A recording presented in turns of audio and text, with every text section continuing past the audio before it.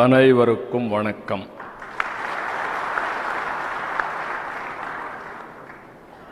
என் அன்பான தமிழ்நாடு மக்களே, உங்களுடன் என் பிறந்த நாளில் இங்கே இருப்பது ரொம்பவே சந்தோஷ்.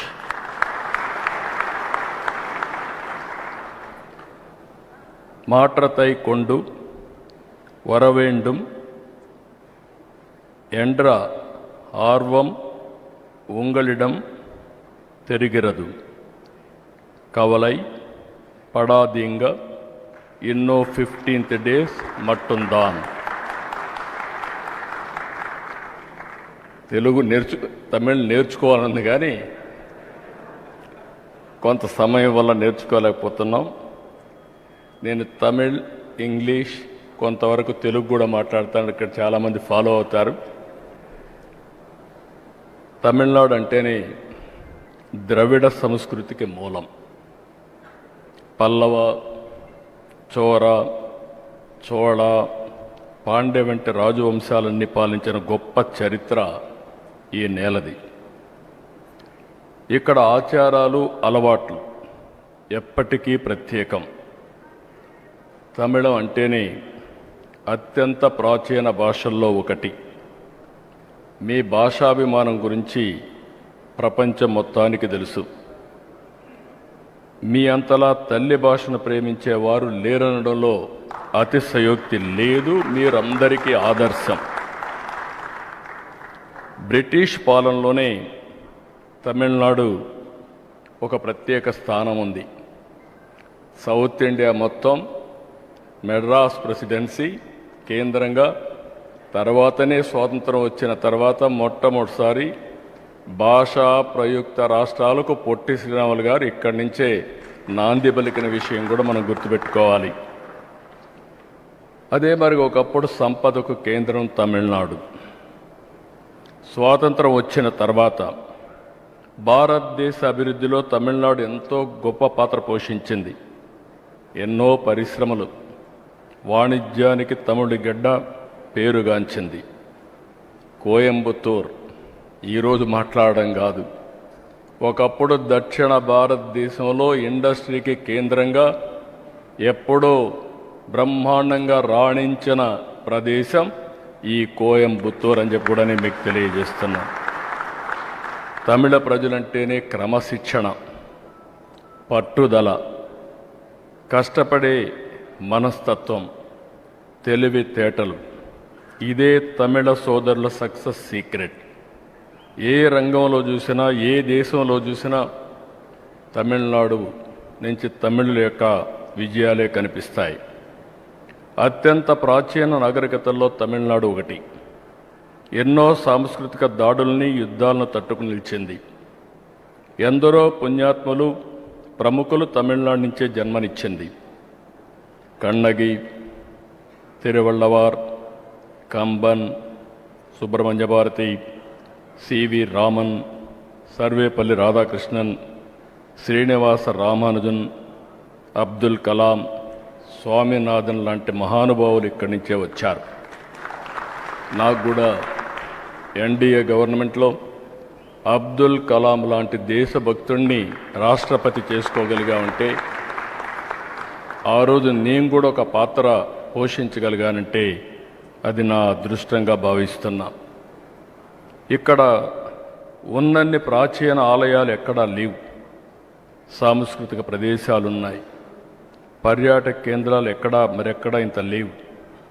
తంజావూరు, తిరుచిరాపల్లి, చిదంబరం, మదురై, కంచి, రామేశ్వరం, ఇలా ఎటు చూసినా దివ్యక్షేత్రాలే దర్శనమిస్తాయి.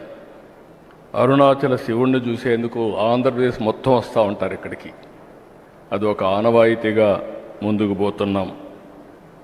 మనందరికి కూడా ఒకటి గుర్తుపెట్టుకోవాలి, తమిళ్, తెలుగు, కన్నడ, మలయాళం మన భాష ఏదైనా మనమంతా ద్రవిడులం. దాంట్లో ఏమాత్రం కూడా సందేహం లేదు. నేను ఈ ఐకమత్యాన్ని తేవడానికి ఎన్టీ రామారావు గారు ప్రారంభించినటువంటి కుప్పంలో ద్రవిడ యూనివర్సిటీనే ప్రారంభించాం. ఎందుకంటే 4 రాష్ట్రాల యొక్క ప్రభుత్వాలు అక్కడ ప్రాతినిధ్యం ఇవ్వాలి. ఒక పక్క తమిళనాడు కృష్ణగిరి ఉంది, ఇంకొక పక్క కర్ణాటక కోలార్ ఉంది. కేరళను కలుపుకొని మన సంస్కృతి సాంప్రదాయాల్ని కాపాడుకోవడానికి ద్రవిడ యూనివర్సిటీ కూడా స్టార్ట్ చేశాం. ఈరోజు ఒక్కసారి గతానికి వెళ్తే మద్రాస్ ప్రెసిడెన్సీ మనం అందరం కూడా కలిసి ఉన్నాం. 1953లో ఆంధ్ర రాష్ట్రంగా ఏర్పడిన తమిళనాడులో తెలుగు ప్రజలు ఎప్పుడూ మంచి సంబంధాలు కొనసాగుతున్నాయి. ఇక్కడే ఎన్టీ రామారావు గారు ఒక మహానాయకుడిగా ఈ గడ్డపైనే రాణించారు. ఆ తర్వాత మీరు చూస్తే ఇక్కడి నుంచే ఆంధ్రప్రదేశ్ రాష్ట్ర ముఖ్యమంత్రిగా మహానాయకుడిగా కూడా ఎదిగే పరిస్థితికి వచ్చారు. ఎన్టీ రామారావు గారు, ఎంజీఆర్ చాలా దగ్గర స్నేహం ఉండేది. అలాంటి స్నేహంతో ఆ రోజు ముందుకు పోయారు. దాని ప్రమేయమే మీరు చూస్తే 1983 ఏప్రిల్ 27వ తేదీన ఎంజీఆర్, ఎన్టీఆర్ కలిసి మొత్తం తమిళనాడుకు నీళ్లు తీసుకురావడానికి తెలుగు గంగ ప్రారంభించారంటే అది 2 రాష్ట్రాల మధ్య ఉండే సత్సంబంధాలు. నా పెళ్లి కూడా ఇక్కడే అయింది, తమిళనాడులోనే అయింది, చెన్నైలోనే అయ్యింది. కాబట్టి సంబంధాలు మా కుటుంబానికి కానీ మాకు కానీ చాలా సన్నిహిత సంబంధాలు ఉన్నాయి. ఇప్పుడు కూడా ఆంధ్రప్రదేశ్ చిత్తూరు, తిరుపతి, మా ఊరు పక్క అంతా కూడా తమిళ్ మాట్లాడుతూ ఉంటారు. నా కాన్స్టిట్యున్సీలో కూడా మెజారిటీ తమిళే మాట్లాడతారని చెప్పి కూడా నేను మీకు తెలియజేస్తున్నా. ఇవన్నీ చూస్తే ఇక్కడ కోయంబత్తూరులో ఒక వాలంటరీ ఆర్గనైజేషన్ వాటర్ కన్జర్వేషన్ పైన బ్రహ్మాండంగా వర్క్ చేసి ఒకప్పుడు నీళ్లు లేని కోయంబత్తూరులో ఈరోజు నీటిని సమర్థవంతంగా హార్నెస్గలిగారు. వాళ్ళని మనస్ఫూర్తిగా అభినందిస్తున్నానని చెప్పి కూడా నేను మీకు తెలియజేస్తున్నా. నేను ఎప్పుడు కూడా ఒక మాట చెప్పేవాడిని, గంగా కావేరి అనుసంధానం కావాలి.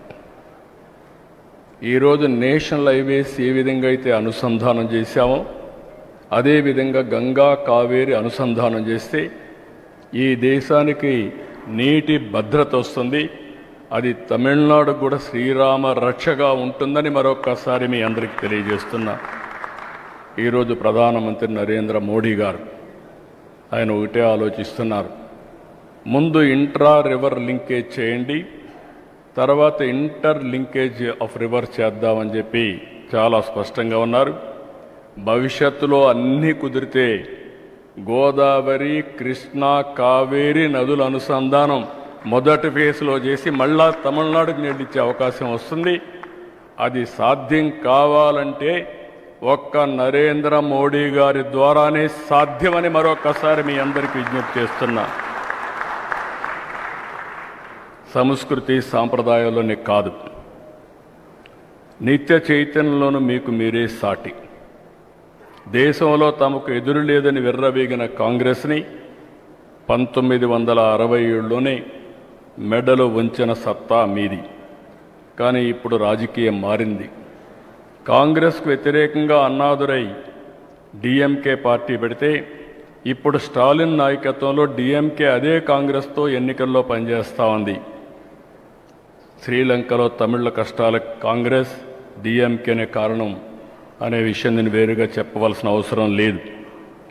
తమిళల ప్రయోజనాల్ని, దేశ ప్రయోజనాలు పట్టిన పార్టీలు కావాలన్నా తమిళనాడు అభివృద్ధి, దేశ ప్రగతి కోరుకునే ఎన్డీఏ కూటమి కావాలనే విషయం మీరు గుర్తుపెట్టుకోవాల్సిన అవసరం ఉంది. అన్నా డిఎంకే అంటే మనకు అందరికి గుర్తొచ్చేది జయలలిత గారు. నేను ఆవిడ బతుకున్నప్పుడు ఎలక్షన్కి ఇక్కడికి వచ్చి అడ్రస్ చేశాను, కోయంబత్తూరుకు వచ్చి అడ్రస్ చేశాను. ఆ తర్వాత ప్రమాణ స్వీకారానికి కూడా వచ్చాను.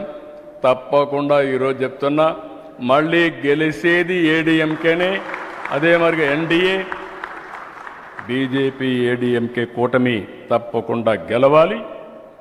గెలిచి రాష్ట్ర అభివృద్ధి సాగాలని, ముందుకు సాగాలని నేను మిమ్మల్ని కోరుకుంటున్నా.